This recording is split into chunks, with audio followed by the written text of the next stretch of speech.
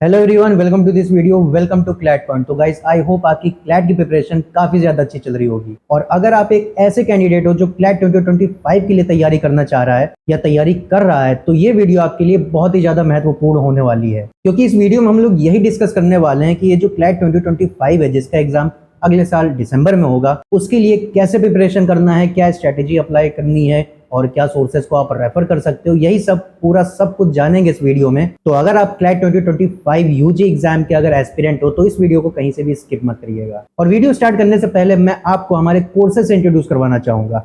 अगर आप क्लैट 2024 की तैयारी कर रहे हो, मतलब इस साल के क्लैट की तैयारी कर रहे हो, तो आप हमारे क्लैट एवेंजर बैच में अपने आप को एनरोल कर सकते हो। और अगर आप क्लैट 2025 की तैयारी कर रहे हो तो आप हमारे क्लैट विजेता बैच में अपने आप को एनरोल कर सकते हो। और दोनों ही कोर्सेज की प्राइसेस काफी ज्यादा रीजनेबल है। क्लैट 2024 एवेंजर बैच की प्राइस आपको मात्र 17,999 पड़ जाएगी। इसके अलावा क्लैट 2025 विजेता बैच की प्राइस आपको मात्र 32,999 पड़ जाएगी। आपको हमारे इन दोनों ही कोर्सेस में काफी ज्यादा फीचर्स देखने को मिल जाएंगे, जैसे कि आपको लाइव ऑनलाइन क्लासेस देखने को मिल जाएंगी, प्लस इसके अलावा आपको रिकॉर्डेड क्लासेस भी मिलेंगी, जिसको आप कभी भी अपनी सुविधा के अनुसार देख सकते हो। इसके अलावा आपको पर्सनल मेंटरशिप भी देखने को मिलेगी, जो कि आपकी प्रिपरेशन में काफी ज्यादा क्रूशियल होने वाला है। और इसके अलावा आपको प्रिंटेड स्टडी मटेरियल्स भी देखने को मिलेंगे, जो डिलीवरी के थ्रू आपके घर तक पहुंचा दिए जाएंगे।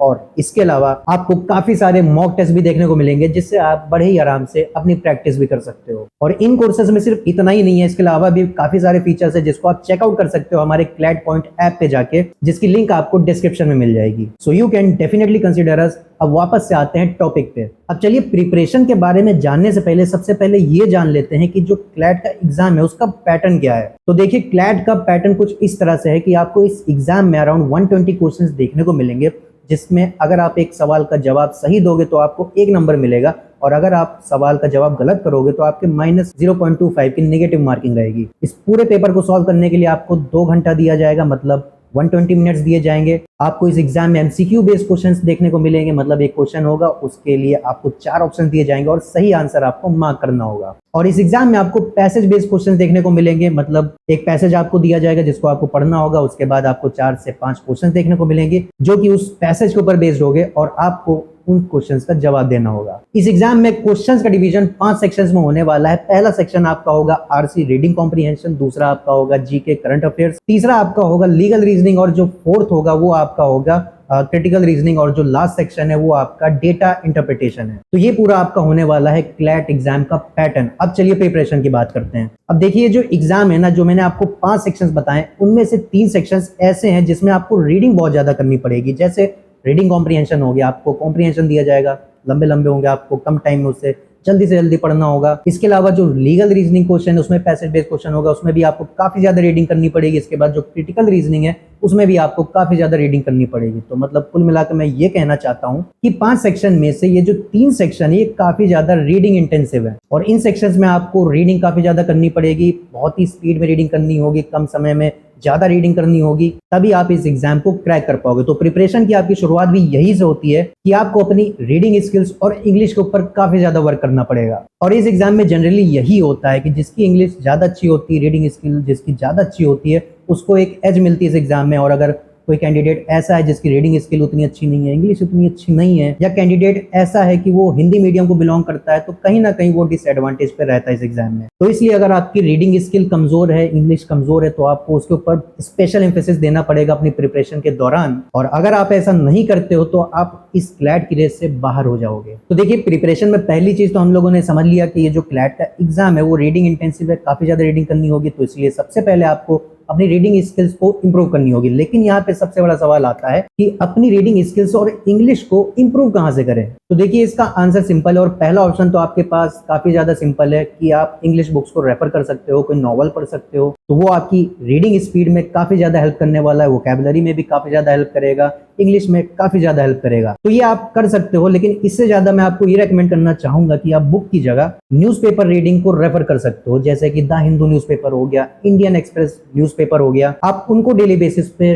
रीड कर सकते हो, स्पेशली द एडिटोरियल सेक्शन। और अगर आप न्यूज़पेपर को अपनी रीडिंग स्किल को इंप्रूव करने के लिए पहली प्रेफरेंस बनाओगे तो ये आपके लिए एक तीर से दो निशाने वाली बात हो जाएगी, क्योंकि न्यूज़पेपर रीडिंग से आपकी इंग्लिश तो इंप्रूव होगी, लेकिन इसके साथ साथ जो जीके का सेक्शन है एग्जाम में, उसमें भी काफी ज्यादा आपको हेल्प मिलने वाली है। तो दोनों चीजें आपकी साथ साथ चलने वाली हैं। स्पेशली आपको एडिटोरियल सेक्शन नहीं छोड़ना है न्यूज़पेपर का। और अगर आपके साथ ऐसा कुछ हो जाता है कि आपको कोई आर्टिकल नहीं समझ में आ रहा है इन न्यूज़पेपर्स में, तो आप क्या कर सकते हो, आप हमारा CLAT point UG channel YouTube पे जाके सब्सक्राइब कर सकते हो। डेली बेसिस पे वहां पे the Hindu newspaper analysis upload की जाती है, और इस एनालिसिस की वीडियो अगर आप डेली बेसिस पे देखोगे तो आपकी जीके के सेक्शन में काफी ज्यादा हेल्प होने वाली है। और मैं आपको बता दूं, आप अगर अगले 1 साल तक कंसिस्टेंटली न्यूज़पेपर्स पढ़ते हो और ये हिंदू एनालिसिस डेली बेसिस पे आप करते हो, नोट्स भी बनाते हो, तो जो आपका जीके का सेक्शन है ना, उसका 70% सिलेबस आपका ऐसे ही कवर हो जाएगा। मतलब कुल मिला के अगर आपको इंग्लिश इंप्रूव करनी है तो आपको द हिंदू न्यूज़पेपर पढ़ना है। और यहाँ पे सबसे इंपॉर्टेंट बात यह है कि आपको डेली बेसिस पढ़ना है, कंसिस्टेंसी मेंटेन करके रखना है, नहीं तो आपको प्रिपरेशन में काफी ज्यादा दिक्कतें फेस करने को मिल सकती हैं। अब इसके बाद जो नेक्स्ट पार्ट है आपके प्रिपरेशन में, वो है आपकी कॉन्सेप्ट बिल्डिंग। मतलब आपको अपने फंडामेंटल्स स्ट्रॉन्ग करने हैं। अब जैसे आपका रीडिंग कॉम्प्रिहेंशन सेक्शन हो गया, वहां पे आपको अपनी ग्रामर इंप्रूव करनी होगी, वोकैबुलरी के ऊपर काम करना पड़ेगा, ग्रामर के जो कॉन्सेप्ट्स होते हैं उनको आपको रिफाइन करना पड़ेगा। इसके बाद जो जीके सेक्शन आता है उसमें आपको इंपॉर्टेंट ऑर्गेनाइजेशंस के बारे में पढ़ना पड़ेगा, जैसे आपकी यूनाइटेड नेशंस की ऑर्गेनाइजेशंस हो गई, इंपॉर्टेंट डेट्स होती है उनको भी याद करना पड़ेगा। तो ये सब आपको पढ़ना पड़ेगा। इसके बाद जो क्रिटिकल रीजनिंग सेक्शन है, वहाँ पे आपको क्रिटिकल रीजनिंग के वेरियस कॉन्सेप्ट्स पढ़ने होंगे, जैसे स्टेटमेंट, अजम्पशंस हो गया, इन्फ्रेंस हो गया, ये सब आपको पढ़ना होगा। लीगल रीजनिंग की अगर मैं बात करूँ तो आपको बेसिक लीगल कॉन्सेप्ट्स पढ़ने होंगे, जैसे कॉन्ट्रैक्ट लॉ हो गया कि ऑफर क्या होता है, एक्सेप्टेंस क्या होता है, ये सब भी आपको पढ़ना पड़ेगा। और उसके बाद जो लास्ट सेक्शन है डेटा इंटरप्रिटेशन, जो कि रिलेटेड टू है मैथ, तो वहां पे आपको बेसिक मैथमेटिक्स के कॉन्सेप्ट्स आने चाहिए, जैसे परसेंटेज का चैप्टर हो गया, एवरेज हो गया, ये सब आपको कॉन्सेप्ट्स आने चाहिए। और इसके बाद जो कैलकुलेशन ट्रिक्स होती हैं जिससे आप इस एग्जाम में अपना टाइम सेव कर सकते हो, वो सब भी आपको सीखना पड़ेगा। तो ये सब सारे जो कॉन्सेप्ट बिल्डिंग वाली चीजें हैं वो आपको अपनी प्रिपरेशन के शुरुआती समय में करना होगा। लेकिन यहाँ पे एक और बड़ा सवाल आता है कि मैं आपसे कॉन्सेप्ट बिल्डिंग करने की तो बात कर रहा हूँ, लेकिन यहाँ पे सवाल आता है कि कॉन्सेप्ट बिल्डिंग करे कहाँ से। तो इसका जवाब सिंपल है। पहला तरीका तो है कि आप कोचिंग अवेल कर सकते हो, जैसे मैंने आपको हमारे कोर्सेज से इंट्रोड्यूस कराया, आप उसको अवेल कर सकते हो। सब कुछ आपको प्रोवाइड कर दिया जाएगा, बस आपको मेहनत करनी है। और दूसरा तरीका है कि आप सेल्फ स्टडी कर सकते हो। सेल्फ स्टडी इज द की। अब सेल्फ स्टडी के लिए आपको यूट्यूब के ऊपर बहुत सारा कंटेंट मिल जाएगा, आप वहां से जाके पढ़ सकते हो। और कॉन्सेप्ट बिल्डिंग करने के बाद आपको मॉक टेस्ट सीरीज तो लेना ही पड़ेगा, तो उसके बाद आप मॉक टेस्ट सीरीज को लेके अपनी प्रैक्टिस भी कर सकते हो। तो कोचिंग या फिर सेल्फ स्टडी के थ्रू आप अपनी कॉन्सेप्ट बिल्डिंग कर सकते हो। अब चलिए बढ़ते हैं अपनी प्रिपरेशन के नेक्स्ट पार्ट की तरफ। अब ये जो लास्ट पार्ट है हमें प्रिपरेशन का, वो बहुत ही ज्यादा क्रूशियल है, बहुत ही ज्यादा इंपॉर्टेंट है, और वो है प्रैक्टिस। आपको क्वेश्चंस प्रैक्टिस करने हैं, काफी ज्यादा प्रैक्टिस करने हैं, आपको भरपूर मॉक टेस्ट देने हैं, आपको भरपूर सेक्शनल टेस्ट भी सॉल्व करने हैं। और ये चीज आप कर सकते हो मॉक टेस्ट सीरीज लेके, किसी भी कोचिंग का आप हमारा भी अवेल कर सकते हो। क्लैट पॉइंट पे आपको 2999 का पड़ जाएगा, रीजनेबल प्राइस है। और टेस्ट सीरीज लेने के बाद आपको भरपूर प्रैक्टिस करनी है, क्योंकि practice and consistency is the की। सिर्फ क्लैट के लिए नहीं, किसी भी एग्जाम में आप जाओगे देने, तो प्रैक्टिस और कंसिस्टेंसी के बिना आप कोई भी एग्जाम क्रैक नहीं कर सकते हो। और जो मॉक टेस्ट है उसको देने से पहले मैं आपको ये सजेस्ट करना चाहूंगी, मॉक टेस्ट देने से पहले क्लैट के जितने भी प्रीवियस ईयर क्वेश्चन है आप उनको पहले प्रैक्टिस करिएगा। आपको इंटरनेट पे इजीली क्लैट के प्रीवियस ईयर क्वेश्चन पेपर्स मिल जाएंगे, आपको उन्हें निकालना है और एक मॉक टेस्ट जैसे आप देते हो बिल्कुल सभ्यता से बैठ के 2 घंटा, आपको in previous year question paper को ठीक उसी तरह से सॉल्व करना है। तो इससे होगा क्या कि जो क्लैट का पैटर्न है ना, वो आपको अच्छे से समझ में आएगा। आपको समझ में आएगा कि क्लैट में किस हिसाब के क्वेश्चन पूछे जाते हैं, क्या उनका डिफिकल्टी लेवल होता है। मतलब एक तरह से आपको एक ग्लिम्स मिल जाएगा कि क्लैट कैसे क्वेश्चन पेपर को सेट करता है। तो इसलिए आपको मॉक टेस्ट देने से पहले क्लैट के प्रीवियस ईयर क्वेश्चन पेपर को सॉल्व करना है। तो यही सब था इस क्लैट 2025 के प्रिपरेशन के बारे में, कि सबसे पहले तो आपको अपनी रीडिंग स्किल्स के ऊपर काम करना है, इंग्लिश के ऊपर काम करना है, जो कि थ्रू आउट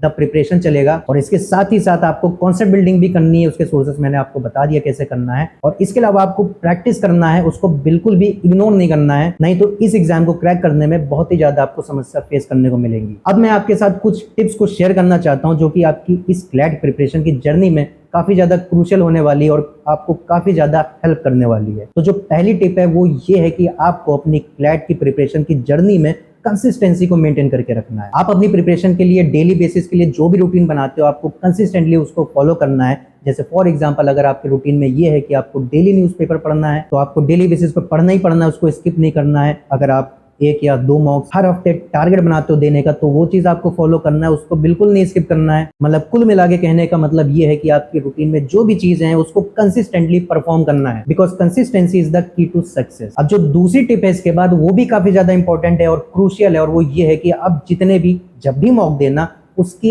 एनालिसिस जरूर करना, क्योंकि अब mock without analysis is a mock wasted. अब मैं ऐसा क्यों कह रहा हूँ, वो इसलिए कह रहा हूँ क्योंकि अगर आप एक मॉक देते हो ना, आप उसका अगर एनालिसिस नहीं करोगे तो आप कभी भी अपनी मिस्टेक्स को मतलब एनालाइज नहीं कर पाओगे, मिस्टेक्स नहीं जान पाओगे कि आप मॉक टेस्ट में क्या मिस्टेक करते हो। और जब तक आप अपनी मिस्टेक्स को आइडेंटिफाई नहीं करोगे और उसको रेक्टिफाई नहीं करोगे, तब तक आप इंप्रूव नहीं करने वाले। और ऐसा भी हो सकता है कि आपके जो मॉक टेस्ट के जो स्कोर्स होते हैं वो भी इंप्रूव ना हो। और मॉक टेस्ट भी आप इसीलिए देते हो ताकि आप अपनी गलतियों को आइडेंटिफाई कर सको, जिसको आप नेक्स्ट टाइम इंप्रूव करके और भी बेहतर परफॉर्म करोगे। अब जो इसके बाद जो लास्ट टिप है जो मैं आपके साथ शेयर करना चाहता हूँ, वो बहुत ही ज्यादा क्रूशियल, और वो ये है कि आपको डेली बेसिस पे खुद से सेल्फ स्टडी करनी है। अगर आप ये सोचो कि आप कोचिंग ज्वाइन कर लोगे, कोचिंग आपको सब कुछ प्रोवाइड कर देगी, तो आप ठीक सोच रहे हो, आपको प्रोवाइड तो कर देगी, लेकिन उसका कोई फायदा नहीं होने वाला है जब तक आप खुद से सेल्फ स्टडी नहीं करोगे, जब तक आप खुद से मेहनत नहीं करोगे। क्योंकि जितना मटेरियल आपके पास है, अगर आप उसको पढ़ोगे नहीं, उसको ग्रैब नहीं करोगे, तब तक आपकी प्रिपरेशन का कोई मतलब नहीं होने वाला है। तो इसलिए आपको सेल्फ स्टडी डेली बेसिस पे करना है, उसको इग्नोर नहीं करना है। और अगर आपके दिमाग में ये सवाल आ रहा है कि डेली बेसिस पे कितने घंटे सेल्फ स्टडी करनी चाहिए, तो मैं आपको यही रेकमेंड करूंगा कि आपको डेली बेसिस पे कम से कम 3 से 4 घंटा सेल्फ स्टडी करनी है। अब आप यहाँ पे ये दिमाग ना लगाइएगा कि इन 3-4 घंटे में आपका कोचिंग का जो क्लास होता है वो भी इंक्लूडेड है। तो जो आपके कोचिंग के आवर्स हैं 1 घंटा या 2 घंटा वो अलग रहेंगे, और ये जो आपका सेल्फ स्टडी का 3-4 घंटा है वो अलग है, उसमें कोचिंग का टाइम इंक्लूडेड नहीं है। और यही सब कुछ टिप्स हैं जो आपको अपने दिमाग में रखनी है और इनको कंसिस्टेंटली फॉलो करना है। और यही सब था क्लैट 2025 के प्रिपरेशन के बारे में। आई होप आपको वीडियो पसंद आई होगी। अगर वीडियो पसंद आई हो तो वीडियो को लाइक कर दीजिएगा, and please do subscribe us for more videos like this in future. Thank you.